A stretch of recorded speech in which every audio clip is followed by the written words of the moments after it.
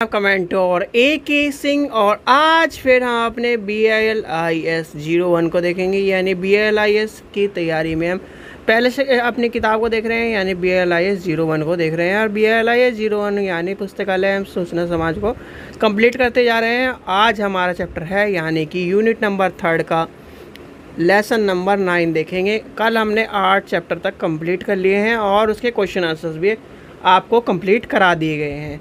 तो समय व्यर्थ न करते हुए चलिए आज फिर हम अपने बिलीव की तैयारी करेंगे। और बिलीव की जो क्लासेस हैं, आपको संपूर्ण बिलीव की तैयारी कराई जा रही है। तो आपको क्या करना है, चैनल को सब्सक्राइब करके रखना है, वीडियो को लाइक करके रखना है और वीडियो को ज़्यादा से ज़्यादा शेयर करना है, जिससे आपके और आपके जैसे दोस्त हैं उनको सारी वीडियो मिलती रहे। और टेलीग्राम चैनल को ज्वाइन कर लेना है, जिससे असाइनमेंट और जो PYQ के जो PDF हैं वो आपको टेलीग्राम चैनल पर मिल जाएँ। चलिए तो आज का देखते हैं। यानी कि आज हम देखेंगे यूनिट नंबर 3 लेसन नंबर 9 और आपका क्या है, पुस्तकालय विकास। यानी कि पुस्तकालयों के विकास में पुस्तकालय संघों की भूमिका, जिसमें हमें क्या जानना है, IFLA, ILA और आपका INSLES। ठीक है, तो ये आपको कहीं ना कहीं इसकी क्या है विशेषता और के बारे में जानना है। तो सबसे पहले आज हम लेके चलेंगे IFLA के बारे में लेके चलेंगे। और IFLA के यानी कि पुस्तकालय संघ में आपको यानी कि पुस्तकालय संघ के बारे में सब कुछ बता चुका है। यानी कि पहले आपके पुस्तकालय विकास में पुस्तकालय संघों का क्या भूमिका रही है और क्या इन्होंने योगदान अदा किया है पुस्तकालय की स्थान पर और पुस्तकालय की एक तरह से कार्य क्षेत्र में। पुस्तकालय जो कार्य क्षेत्र में कहीं ना कहीं जो संघ है, यानी कि जैसे IFLA है, आपका ILA है, यूनेस्को है और कहीं ना कहीं आपके INSDOG है, NISDOG है, ये सारे के सारे पुस्तकालय के विकास में और पुस्तकालय के संघ के एक ऐसे मंच को अदा करते हैं जहां पर कहीं ना कहीं पुस्तकालय के विकास की बात हो रही है और पुस्तकालय की कहीं ना कहीं एक प्रगतिशील, यानी कि एक तरह से कहीं ना कहीं उसके विकार यानी विचारों को, पुस्तकालय के विचारों को, पुस्तकालय के संघों को और पुस्तकालय की जो कार्यशैली उसको विकसित करने का कार्य करते हैं ये सारे संघ। तो सबसे पहले आज चलते हैं हम IFLA की ओर। और IFLA की सबसे पहले आपको पता होनी चाहिए फुल फॉर्म। IFLA की फुल फॉर्म क्या है, यानी कि IFLA की फुल फॉर्म क्या है, सबसे पहले आपको ये पता होना चाहिए। तो ये क्या है जो कि आपके पूछी जाती है, इंटरनेशनल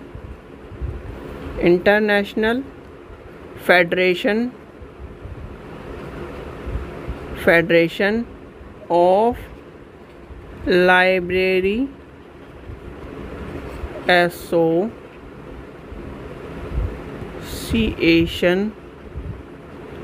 एंड इंस्टीट्यूशन। ठीक है, तो ये है आपकी फुल फॉर्म। अब फुल फॉर्म आपकी ये है तो आपको पता होना चाहिए IFLA क्या कहता है। देखिए, पुस्तकालय के जितने भी कार्य क्षेत्र हैं, सभी कार्य क्षेत्रों में और सभी क्षेत्रों में कहीं ना कहीं अंतर्राष्ट्रीय संगठन और कहीं ना कहीं जो संगठन है उनका काम आता है। जैसे कि आपके क्या है, कुछ अंतर्राष्ट्रीय संगठन है। अंतर्राष्ट्रीय संगठन के रूप में आपने IFLA को देखा। IFLA की भूमिका क्या है, बहुत ही एक बड़ी महत्वपूर्ण भूमिका अदा करता है, जो कि कहीं ना कहीं अंतर्राष्ट्रीय स्तर पर पुस्तकालय संघ और एक संगठन होना कहीं ना कहीं जो होने के लिए अदा करता है। जैसे कि आपका क्या है, पुस्तकालय संघ में आपका क्या है, इंडिया में क्या है, ILA है, आपका NISDOG है, INSDOG है और कहीं ना कहीं बहुत सारे संगठन हैं जो कहीं ना कहीं आपके इंडिया के तौर पर अंतर्राष्ट्रीय स्तर पर क्या है, अंतर्राष्ट्रीय स्तर पर आपका यानी IFLA है, जो कि कहीं ना कहीं आपके लिए महत्वपूर्ण है। IFLA क्या है, IFLA यानी कि इंटरनेशनल लाइब्रेरी कांग्रेस की एक जो बैठक हुई उसमें, यानी कि लिखिए इंटरनेशनल, इंग्लिश में लिख देते हैं, international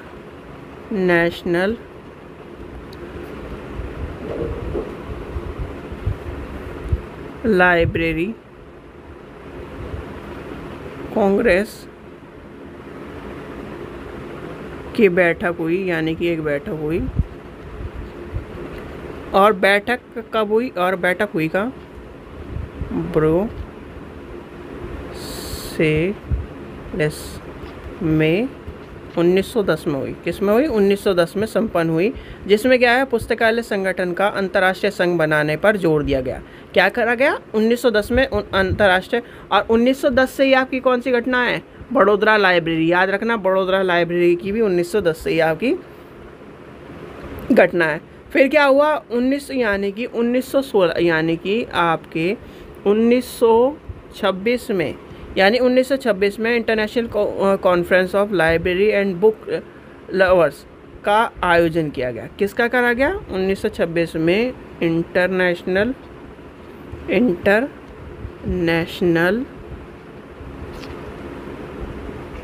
conference of library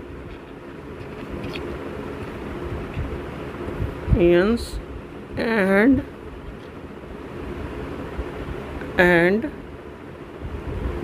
book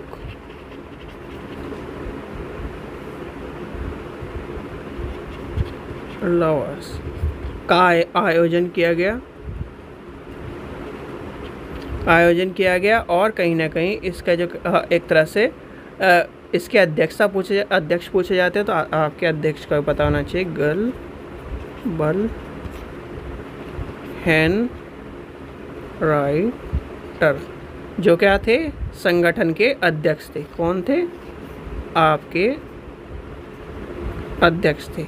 और ये क्या हुआ? राष्ट्रीय, यानी कि इसमें राष्ट्रीय पुस्तकालय संघ को एक अंतर्राष्ट्रीय कार्यकारिणी समिति के गठन किया गया। और यहाँ पर कहीं ना कहीं आपके जो आयोजन किए गए वो सारे आपको देखने के लिए मिलते हैं। फिर आती है इफ्ला की बात, यानी कि इफ्ला की बात आती है। इफ्ला आपको लिख लीजिए, इफ्ला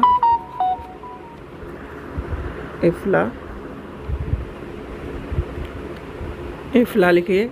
इफ्ला की क्या हुआ? यानी कि 1927 यानी इफ्ला की स्थापना 1927 में की गई। इस समय फ्रेंच नामक फेडरेशन इंटरनेशनल डेवल, यानी कि आपको इसकी स्थापना करी गई। और FIAB यानी कि फेडरेशन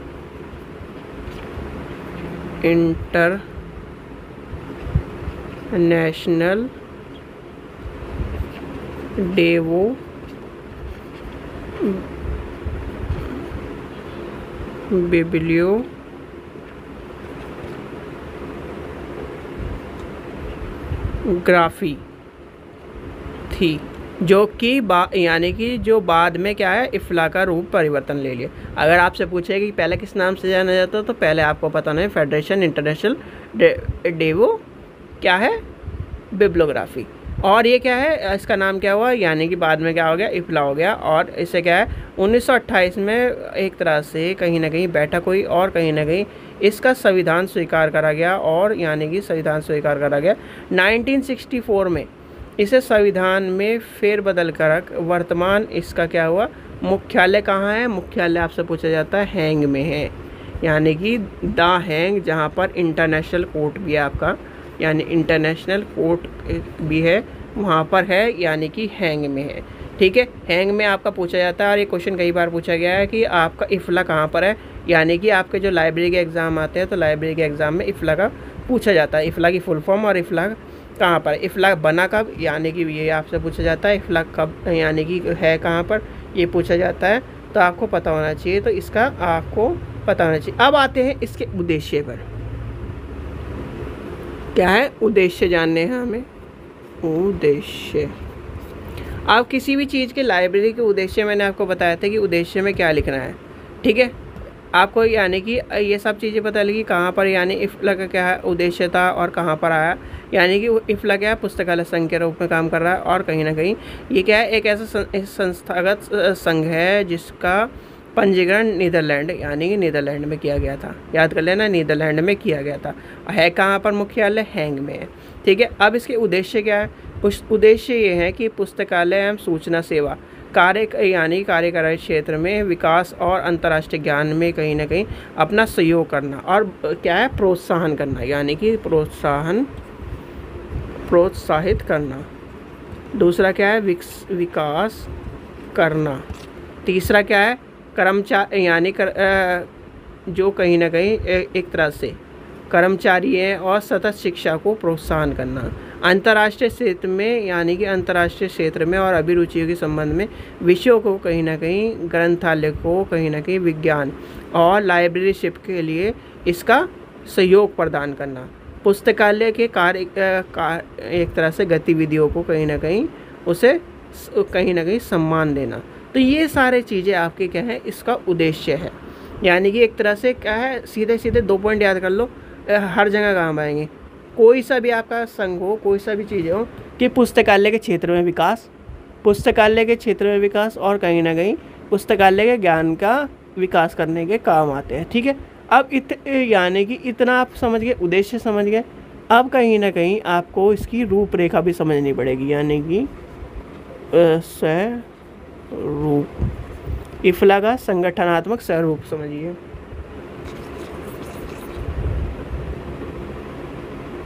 इफ्ला का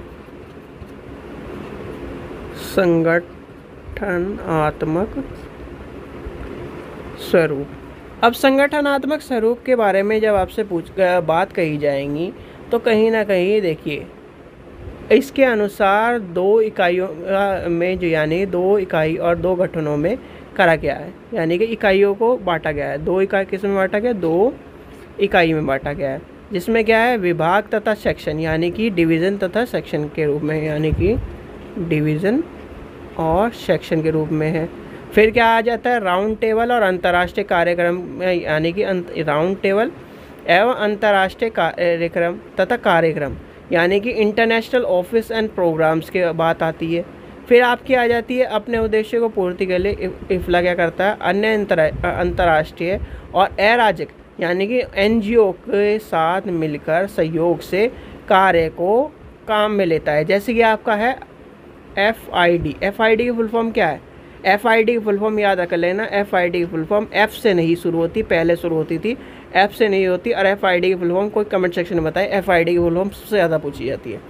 ठीक है, FID की फुल फॉर्म क्या है, यानी international federation for information and documentation. क्या है, international federation for information and documentation. याद कर लेना, सबसे ज़्यादा पूछी जाती है, और सबसे ज़्यादा बच्चे क्या करते हैं, ऐप से शुरू होने वाली फुल फॉर्म को ही पकड़ लेते हैं और गलत करते हैं। ठीक है, अब इसका काम ये क्या, यहाँ तक हो गई। अब इफ्ला की जो क्या है, यानी कि इफ्ला की जो मूल व्यावसायिक इकाई हैं, वो 27 सेक्शनों में बांटी गई हैं। ये भी याद कर लेना, 27 सेक्शनों में, कितने सेक्शनों में, 27 सेक्शनों में बांटी गई हैं। तो 27 सेक्शनों वाला क्वेश्चन आ चुका है, और कहीं ना कहीं आपसे पूछा जाता है। ठीक है, तो यानी कि इन जो इफ्ला के अंतर्राष्ट्रीय, जो कहीं ना कहीं अंतर्राष्ट्रीय संगठनों का सहयोग है, उसमें सबसे पहले कौन सा आता है, लिखिए, आपका FID आता है, आपका ICA आता है, आपका ICSU आता है, आपका ISO आते हैं। ये क्या करते हैं, इफ्ला के साथ सहयोग मिलकर कार्य करते हैं। ठीक है, तो कहीं ना कहीं आपको इसके बारे में पता होना चाहिए। ठीक है, फिर आते हैं, यानी कि एक तरह से इसके जो कहीं ना कहीं प्रोग्राम्स है, यानी कि इसके जो कहीं ना कहीं एक तरह से कार्य को कर रहा है। जैसे कि आपका लाइब्रेरीज इन ईयर है, यानी कि लाइब्रेरीज इन ईयर क्या करता है, एक तरह से तैयार किया गया था इफ्ला का व्यावसायिक गतिविधियों की एक मार्गदर्शन के रूप में 1963 में क्या करा गया, एक दीर्घकालीन कार्यक्रम करे गए, जैसे लॉन्ग टर्म, यानी कि लॉन्ग टर्म प्रोग्राम था। और दूसरा आपका लाइब्रेरी इन द वर्ल्ड है। ये सारे के सारे कहीं ना कहीं इफ्ला के लिए संचालित, यानी इफ्ला ने संचालित किए गए थे।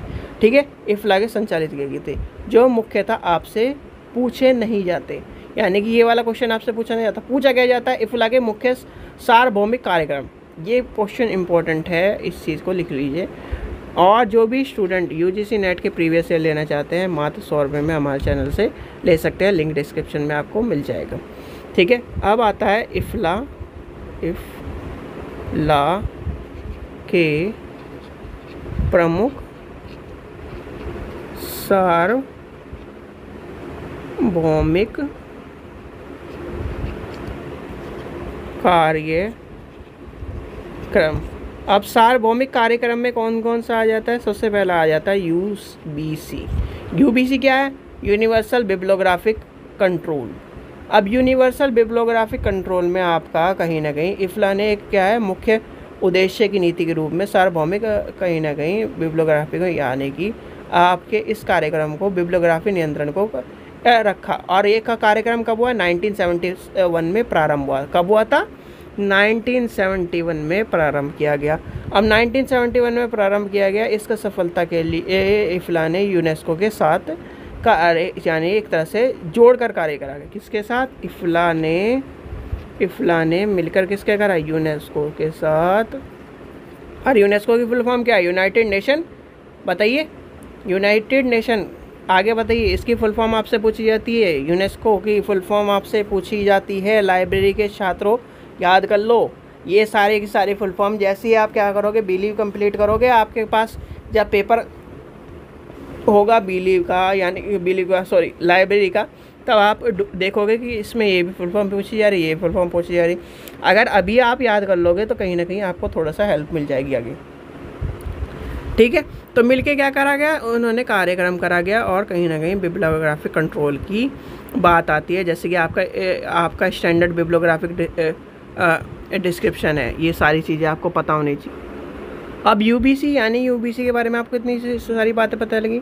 अब यूबीसी की कहीं ना कहीं देखिए उसकी जब बातें आती हैं यूबीसी में, कहीं ना कहीं आपको standardise machine reading bibliographic record की बात याद रखना, क्योंकि ये एक क्वेश्चन आपसे पूछा जाता है। स्टैंडर्डाइज MRBR, ये याद कर लेना। एक बार पूछा गया है आज तक लाइब्रेरी में। जितने भी एग्ज़ाम मैंने अभी तक देखे हैं, जितने भी एग्ज़ाम आपके क्या नाम लाइब्रेरी के हैं, उसमें एक बार पूछा गया है standardise of machine readable bibliographic records के नाम से आपको मिलता है।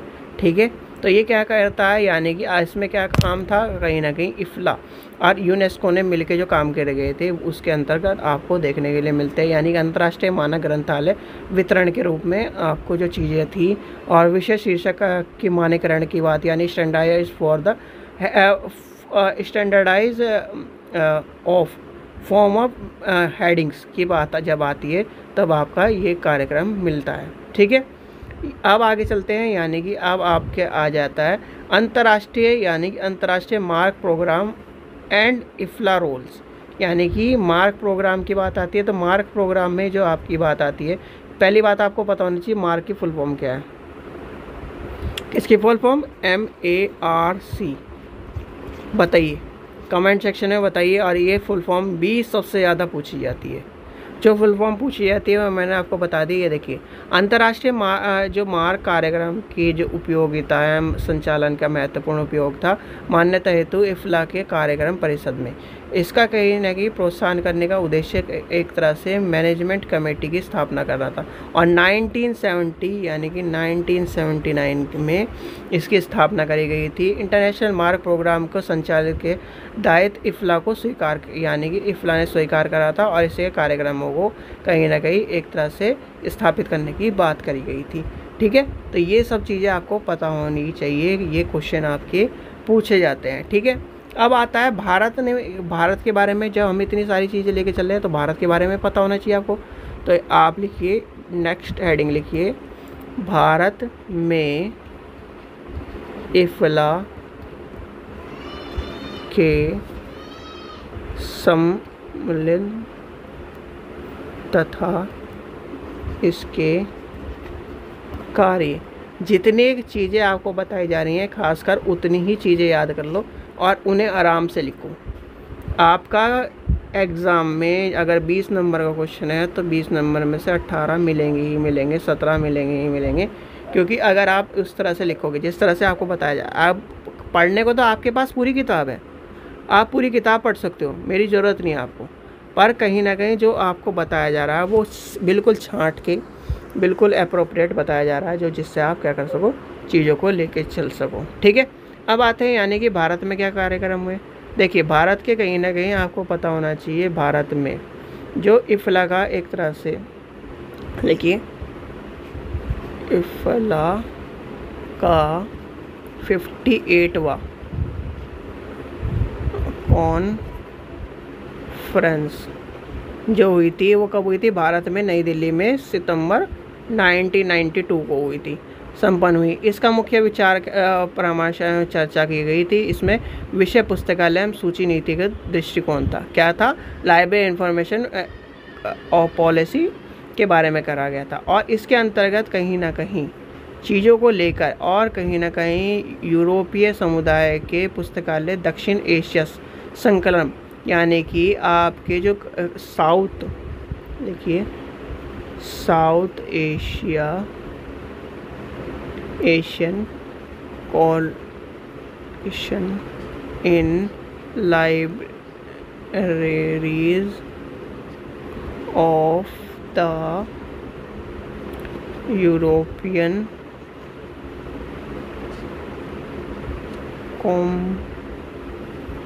कम्युनिटी की बात करी गई थी। और कहीं ना कहीं इसमें क्या करा गया था?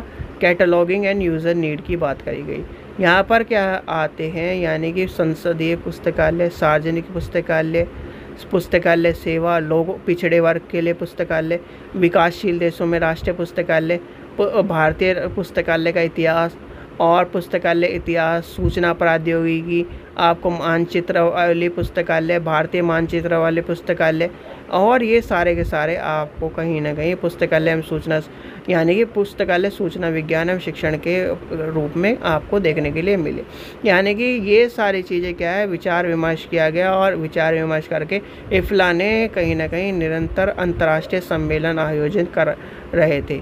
और आपको अगस्त 2010 तक, अगर लिखिए अगस्त 2010 तक कहीं ना कहीं आपके इफ़ला ने 76 आयोजन करे थे, यानी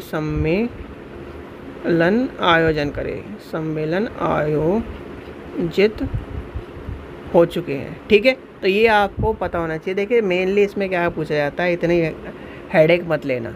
पूछा क्या जाता है मैं बताता हूँ। देखिए आपसे क्वेश्चन आपका मिलेगा कि क्या है, पुस्तकालय के विकास में पुस्तकालय के विकास में इफ़ला की क्या भूमिका रही।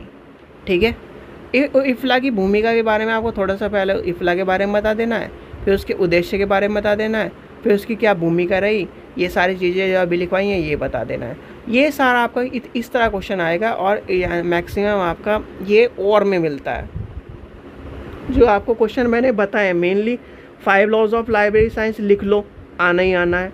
पुस्तकालय संगठन के बारे में आना ही आना है। मतलब 2-3 क्वेश्चन तो मैं आपको ऐसे बता दूंगा जो आने ही आने हैं, आपके हर पेपर में मिलेंगे। यानी कि आपको कभी भी चले जाओ आपको मिलेंगे और बस उन्हें आपको रटना है।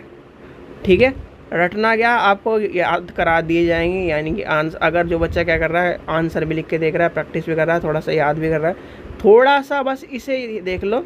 यानी कि अपने किताब में जो आप किताब इतने सारे दे रहा है उसमें छाट के मैं आपको जो लिखवा रहा हूँ उसे याद कर लो। आपको वहाँ जाके बस कुछ नहीं करना, ये अपना आंसर लिखना है। आंसर क्या है, बस थोड़ा सा सही तरह लिखिए, जैसे आपको मैंने बताए हैं, पहली बार आपको आंसर बताया था वैसे लिखिए। 20 नंबर के 3 क्वेश्चन आते हैं। 20 नंबर के 3 क्वेश्चनों में 3 में से आपको एक तो क्या नाम आपको मिलना है 5 लॉज ऑफ लाइब्रेरी साइंस, एक विकास मिलना है, एक इनमें से कोई सा मिल जाएगा आपका पूरा हो जाएगा। 10 नंबर के क्वेश्चन में पुस्तकालय विकास का ये वाला क्वेश्चन आ जाता है, इफ़ला या IL का, ये हो जाएगा। अब बच्चे क्या ना छोटे क्वेश्चन में आपसे इफ़ला पूछ लेगा, IL पूछ लेगा, ये सारे पूछ लेगा।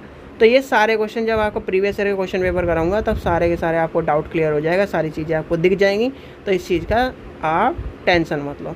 ठीक है बच्चों, तो ये था इफ़ला के बारे में और इफ़ला की फुल फॉर्म। आज जो मैंने आज फुल फॉर्म पूछी है, जो बच्चा सीरियस है, जो बच्चा पढ़ाई कर रहा है, एक बार मुझे कमेंट सेक्शन में फुल फॉर्म ज़रूर बताना। ठीक है, कि ये फुल फॉर्म क्या है। यूनेस्को की फुल फॉर्म पूछिए, मार्क की फुल फॉर्म पूछिए, और कहीं ना कहीं FID की फुल फॉर्म मैंने बताई दी थी, FID की फुल फॉर्म बता दी थी। FID की फुल फॉर्म याद रख लेना, ये सारी फुल फॉर्म लिख के रख लो अपनी कॉपी में, ये आपको लाइब्रेरी के एग्ज़ाम में मिलने वाली हैं आगे। ठीक है, तो इसलिए इस चीज़ का ध्यान रखना। चलिए, आशा करता हूँ आपको वीडियो पसंद आई होगी। वीडियो पसंद आई तो लाइक करें, चैनल को सब्सक्राइब करें और वीडियो को ज़्यादा से ज़्यादा शेयर करें। और एक चीज़ का ध्यान रखना, फुल फॉर्म मैं आपको कह रहा हूँ, अभी याद कर लो जो चीज़ें हैं, 5 लॉज और ये सारे क्वेश्चन आने ही आने हैं, हर बार एग्ज़ाम में मिलना है भैया। देखिए सीधी बात यह है, अगर एक तरह से मान लीजिए आप कोई सी डिश बना रहे हो, कोई सी भी डिश ले लो, मान लीजिए शाही पनीर बना रहे हो और शाही पनीर में पनीर ही ना हो, तो क्या आप शाही पनीर बना पाओगे? नहीं। ऐसे ही क्या है, लाइब्रेरी के एग्ज़ाम में अगर 5 लॉज ऑफ लाइब्रेरी साइंस ना हो, रंगनाथन ना हो, और कहीं ना कहीं आपके पुस्तकालय के ये संगठन ना हो, लेजिस्लेशन ना हो, आपका इफ्ला ना हो, ILA ना हो, तो क्या आपकी लाइब्रेरी बन जाएगी या लाइब्रेरी के एग्ज़ाम बन जाएंगे? नहीं बनेंगे। ठीक है, तो इस चीज़ का ध्यान रखिए। इसलिए कहीं ना कहीं अपना इन सब चीज़ों को याद कर लो, ये क्वेश्चन आने ही आना है भैया। कुछ भी ले लो, पहली किताब में 5 लॉज ऑफ लाइब्रेरी साइंस, एक क्वेश्चन अपना पूरा पक्का कर लो। और दूसरा क्वेश्चन आपका लेजिस्लेशन के ऊपर, यानी कि पुस्तकालय के जो आपको बताए थे सारे के सारे राज्यों के सारे 19 लिखवाए हैं, सेस लिखवाए हैं, वो सारा याद कर लो। और कहीं ना कहीं पुस्तकालय का पहला चैप्टर याद कर लो। 3 क्वेश्चन आने ही आने हैं। ठीक है, ये 3 क्वेश्चन अभी मैं आपको कह रहा हूँ, याद कर लो, रट लो। अभी आपके वो सफिशिएंट टाइम है, अगस्त चल रहा है, अगस्त, सितंबर, अक्टूबर, नवंबर। ठीक है, दिसंबर में आपका पेपर होगा या जनवरी में आपका पेपर हो, और आराम से, खूब आराम से याद करो। ठीक है, आपकी कंप्लीट हो जाएगी। फिर क्या नाम, सेकंड, थर्ड, फोर्थ आपको सारी करा दूंगा। प्रैक्टिकल का क्या है, प्रैक्टिकल में भी आपको मैं बता दूंगा किस तरह से प्रैक्टिकल करना है। ठीक है, पर ये है कि आपको चीज़ें अभी से अपनी कॉपी में लिखनी पड़ेंगी। ये नहीं, लाइब्रेरी क्या है, लाइब्रेरी में बच्चे पास भी हो जाते हैं और मैक्सिमम पास हो जाते हैं, जो कि मान के चलिए राष्ट्रीय टंडन में सबसे ज़्यादा फेल होते हैं बच्चे क्या है, इग्नू में, कुरुक्षेत्र यूनिवर्सिटी में। ठीक है, और कहीं ना कहीं अलगप्पा यूनिवर्सिटी में सबसे ज़्यादा फेल होते हैं बच्चे। ठीक है, और फेल कहाँ होते हैं, आपने प्रैक्टिकल में, कुछ इग्नू में कहीं ना कहीं असाइनमेंट में फेल हो जाते हैं। असाइनमेंट में इग्नू में कहीं ना कहीं बच्चे क्या है, असाइनमेंट अगर मान लो सही लिख भी दिया, वैसे 17-18 तक दे देते हैं वो, अगर लिख भी दिया तो हो जाते हैं असाइनमेंट में, और असाइनमेंट बोला प्रैक्टिकल में फेल। तो इसलिए कहीं ना कहीं बहुत सारे बच्चों का, आप जब ये सोचते हो ना कि एक बार में पास नहीं, एक बार इग्नू से पेपर दे के देखो, तब पता चल जाएगा कि इग्नू में क्या हालत है। खासकर इग्नू और कुरुक्षेत्र यूनिवर्सिटी टफेस्ट एग्ज़ाम है, यानी एक तरह से एक तो इंग्लिश में एग्ज़ाम है और दूसरा क्या है, टफेस्ट। भाई वो ये मान लो कि वो आपको लाइब्रेरियन बना देते हैं ढंग से। अगर उनकी क्लास अटेंड कर ली ना आपने, और कहीं ना कहीं आपने उनकी चीज़ें अटेंड कर ली, तो कहीं ना कहीं ये मान के चलो सारी चीज़ें सफिशेंट मिलेगी। और उसमें ऐसा नहीं कि क्या नाम चीटिंग वीटिंग कर लो, वो मामला अलग है। ठीक है, तो इसलिए कहीं ना कहीं थोड़ा सा सीरियस हो जाओ। हिंदी मीडियम में भी बहुत सारी चीज़ें आप पढ़ लो, हिंदी और इंग्लिश मिक्स करके पढ़ो, अपने आप समझ में आए। जैसे कि FILA है, FID है, अब FID को मैं F लिख दूँ हिंदी में और FID लिख दूँ, कहीं ना कहीं अजीब सा लगेगा, क्योंकि हम पढ़ रहे हैं हिंदी इंग्लिश मिक्स करके। तो इसलिए आपको मैं पहले से कह रहा हूँ, हिंदी पढ़ो, इंग्लिश पढ़ो, और अभी से आप क्या करोगे, अपनी लाइब्रेरी कॉपी 2 घंटे, सिर्फ 2 घंटे, बस 2 घंटे इधर प्लस 2 घंटे इधर, बस। जैसे ही BLEAV कंप्लीट होगा, यानी कि BLS कंप्लीट होगा आपका, वैसे ही आप क्या करोगे, जैसे ही आप देखोगे, आपको सिर्फ प्रीवियस ईयर पढ़ना है। अभी सिर्फ प्रीवियस ईयर पढ़ना है, कोई से भी उठा लो, कोई सा भी, चैनल पे चले जाओ, प्रीवियस ईयर याद करो, चैनल पे चले जाओ, प्रीवियस ईयर के वीडियो पढ़िए सारी, कोई सी भी देख लो, लाइब्रेरी के प्रीवियस ईयर कुछ भी उठाओ, कोई भी पेपर मिले आपको लाइब्रेरी का होना चाहिए। प्रीवियस ईयर उठाओ, उसे याद करो, प्रीवियस ईयर उठाओ, याद करो। प्रीवियस ईयर की बहुत सारी मार्केट में किताब है, उन्हें जिसमें सारे प्रीवियस ईयर है, वो उठा लो, वो याद कर लो। ठीक है, सफिशेंट आपको क्या है, चैनल पे आपको सारे प्रीवियस ईयर मिल जाएंगे लाइब्रेरी के, वो उठा लो, याद करो। ठीक है, बस 2 घंटे देने हैं, 2 घंटे इधर, 2 घंटे इधर, 2 घंटे आपने BLEAV को दो, 2 घंटे आपने प्रीवियस ईयर को दो। ठीक है, चलिए, ठीक है बच्चों, थैंक यू।